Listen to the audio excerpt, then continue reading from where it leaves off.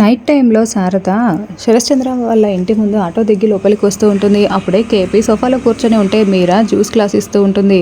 శారద 2 బ్యాగులు పట్టుకొని నేరుగా అడుగు లోపల పెట్టడంతో శారదని చూసి కేపీ చాలా కంగారు పడుతూ, శారద నువ్వేంటిక్కడ, ఇప్పుడు ఇక్కడికెందుకు వచ్చావు అని కేపీ అడుగుతూ ఉంటాడు.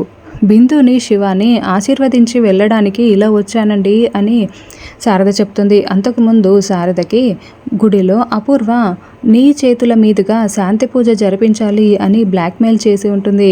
అందుకే శారద ఇప్పుడు ఇలా వచ్చి ఉంటుంది. అప్పుడే శరశ్చంద్రతో పాటు అపూర్వ అందరూ కూడా ఫ్యామిలీ మెంబర్స్ అందరూ హాల్లోకి వస్తారు. బిందుని శివాని ఆశీర్వదించి వెళ్దామని వచ్చానండి అని శారద చెప్తూ ఉంటే అప్పుడే శరశ్చంద్ర, నువ్వెంత నీ బ్రతుకెంత, నువ్వు నా ఇంటికి వచ్చి నా మేనకోడలి శుభకార్యాన్ని జరిపిస్తానంటావా, నీకెంత ధైర్యం అని శరశ్చంద్ర శారదని తిడుతూ ఉంటాడు. బావా నాకేదో తేడాగా ఉంది బావా, అసలు ఏం తీసుకువచ్చావు నువ్వు, ఇందులో ఏ బ్యాగ్లో ఏమున్నాయి అని శారద చేతిలో ఉన్న బ్యాగుని లాక్కొని అపూర్వ చెక్ చేస్తూ ఉంటుంది. అందులో ఒక విషం బాటిల్ని బయటికి తీస్తుంది.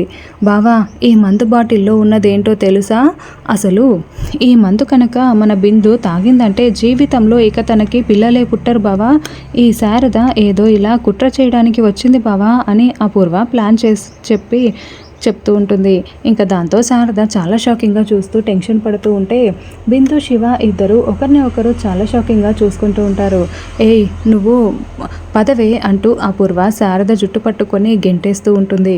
ఇంకోవైపు భూమి ఎక్కడి నుండో పరుగులు పెడుతూ రాత్రిపూట ఇంటికి తిరిగి వస్తూ ఉంటుంది.